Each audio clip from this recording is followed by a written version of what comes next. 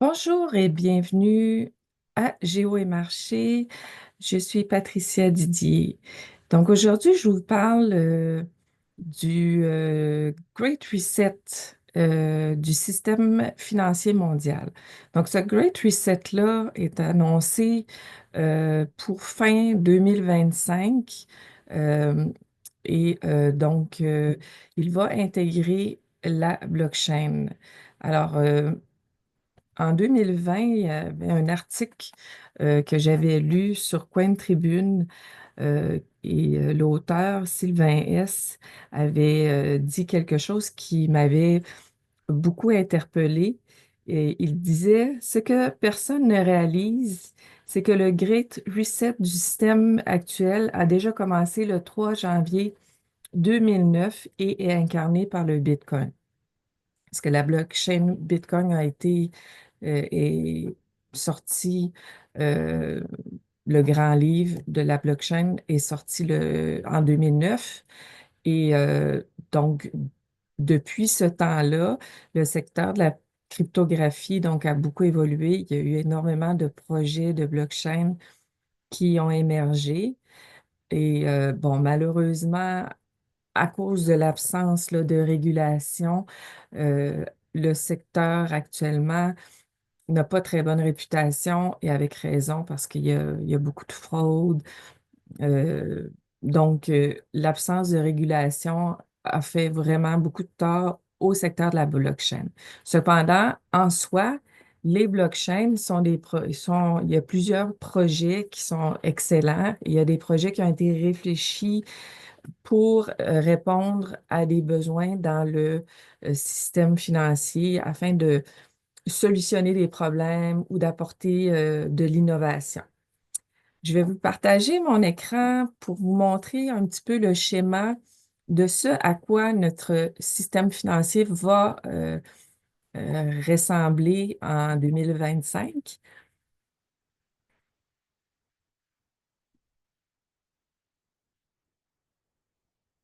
Alors, euh, voilà. Donc, euh, Ici, on voit là, le système SWIFT là, qui est raccordé aux institutions financières. Donc, le SWIFT va vers une transition où il va utiliser pleinement, il va fonctionner pleinement avec les blockchains par l'intermédiaire d'un réseau qui est Chainlink, donc qui en fait connecte les différentes blockchains au réseau SWIFT. Donc, le réseau SWIFT, quand on va sur son site web, ils annoncent pour fin 2025 l'intégration complète de la norme ISO 222. Cette norme-là, c'est une norme euh, de messagerie parce que le SWIFT, c'est un système de messagerie. Et cette norme-là, elle va standardiser, optimiser, internationaliser, uniformiser. Donc, il y a beaucoup de choses que cette norme-là va faire. Et la norme 222, donc, le système SWIFT exige que toutes les entreprises qui veulent travailler avec elle soient euh, ISO 222. Donc, les, euh, les projets de blockchain qui se destinaient au départ à être utilisés dans les systèmes financiers, donc ce sont pour la plupart euh, assurés là, de pouvoir être à la norme ISO 222 pour la fin 2025. Parce que toute société financière dans le monde, institution financière ou commerciale de transfert de paiement, si elle n'est pas à la norme ISO 222, elle va devenir obsolète. C'est un peu comme si il y avait un refus là, d'avancement au niveau de la technologie. Et donc, ces entreprises-là ne seront plus concurrentes et ils ne pourront pas tout simplement là, vivre là, dans ce nouvel environnement-là. Ce que les blockchains, donc dans le schéma, on voit à droite donc les blockchains. Alors, les blockchains, les gens pensent tout de suite à Bitcoin, mais Bitcoin n'est pas une blockchain qui est destinée à être utilisée, par exemple, pour les transferts de paiements internationaux. Parce que le Bitcoin, pour ceux qui l'ont déjà utilisé, c'est une blockchain qui est très lente. Elle n'a pas cette vocation-là.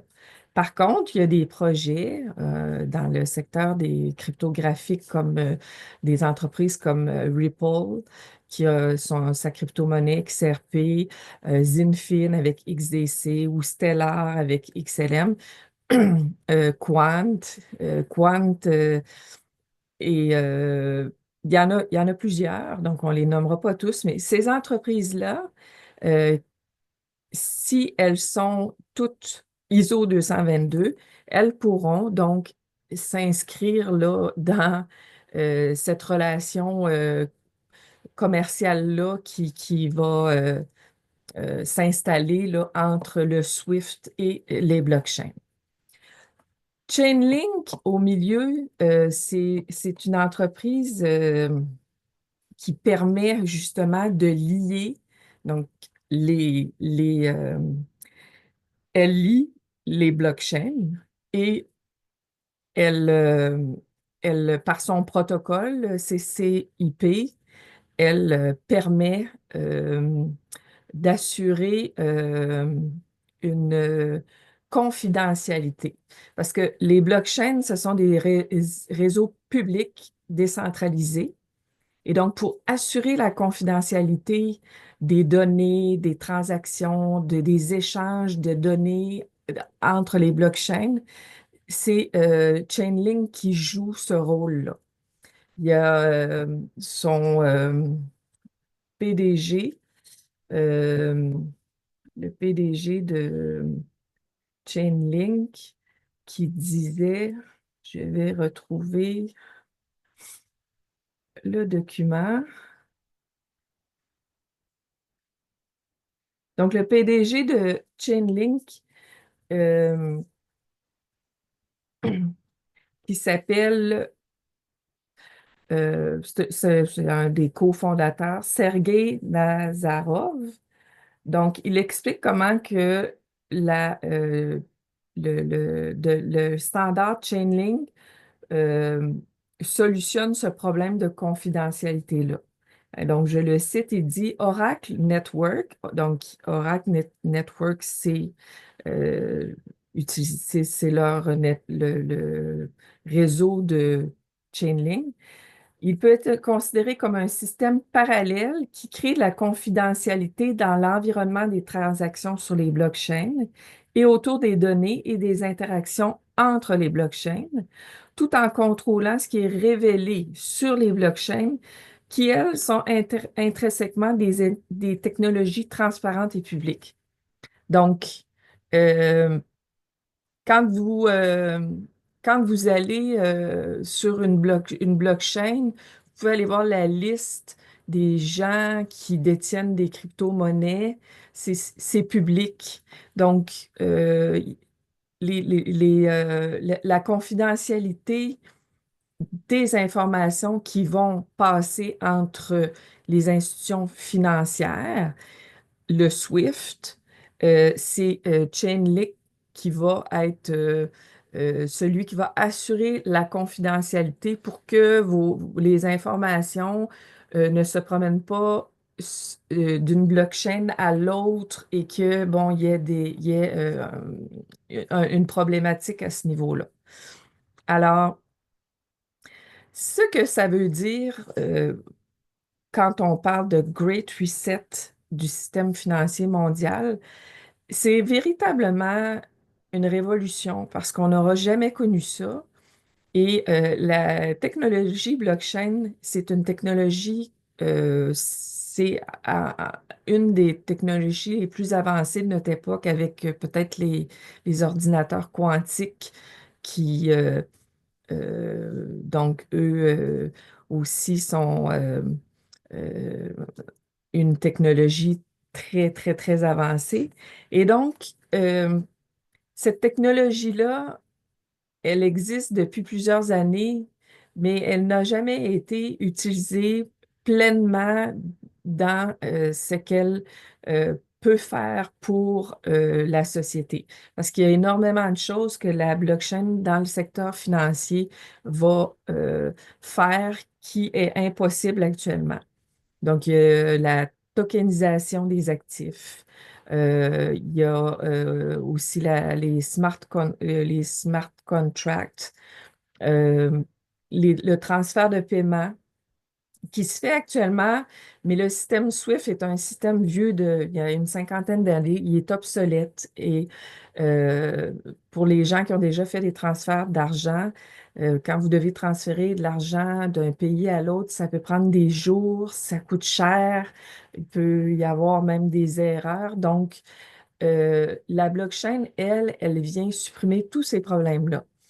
Ceux qui ont déjà utilisé ou transféré de l'argent sur euh, les blockchains comme XLM, XRP, ils savent que ce sont des crypto-monnaies qui ont été faites pour les transferts de paiement et qui sont efficaces, rapides, peu coûteux.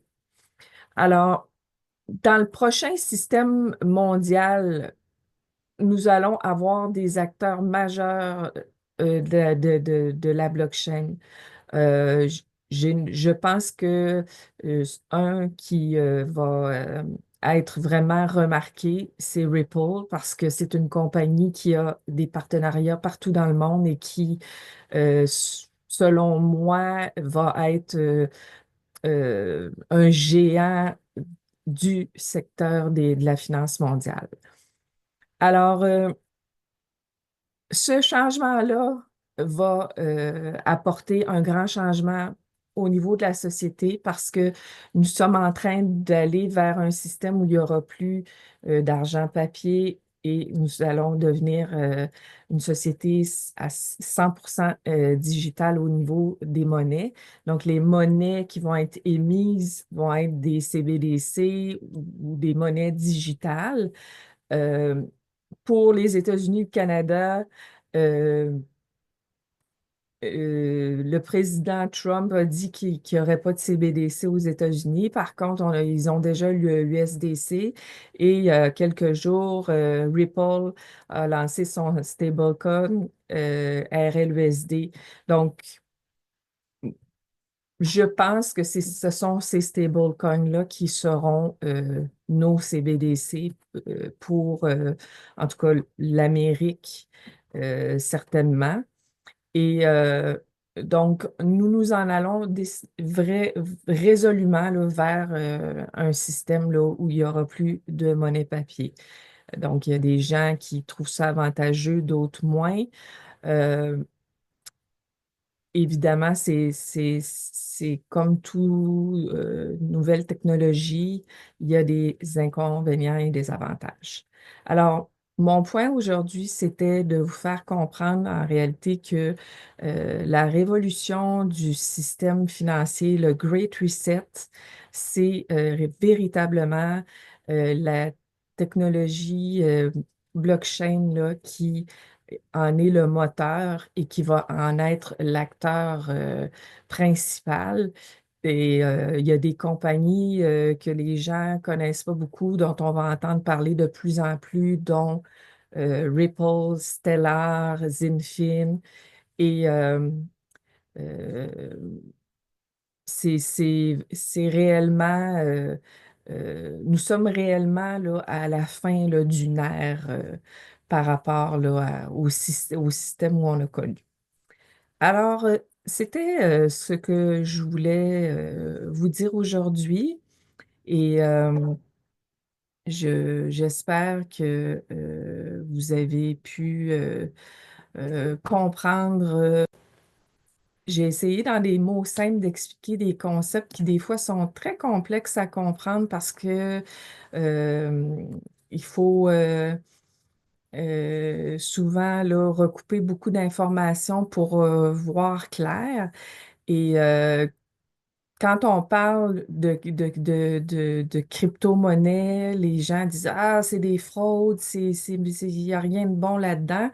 Et effectivement, à l'heure actuelle, c'est un peu ce qui se passe, mais avec la régulation, puis la norme ISO 222, toutes les crypto-monnaies qui seront ISO 222 deviendront partie intégrante du système financier.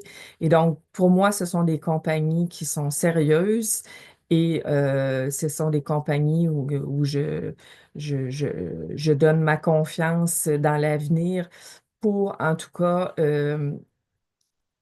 permettre là, au secteur de la crypto-monnaie là, de prendre vraiment la place qui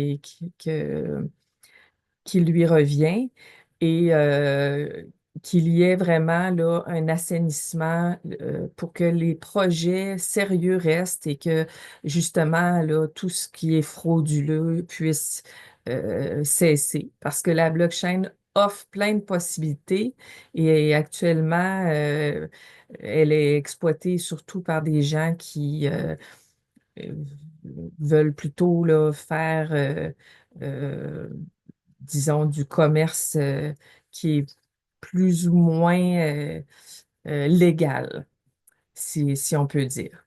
Mais 2025, c'est une année charnière. Il y aura beaucoup de changements et des compagnies comme Ripple et Stellar, ce sont des compagnies qui vont changer beaucoup l'image là, du secteur cryptographique.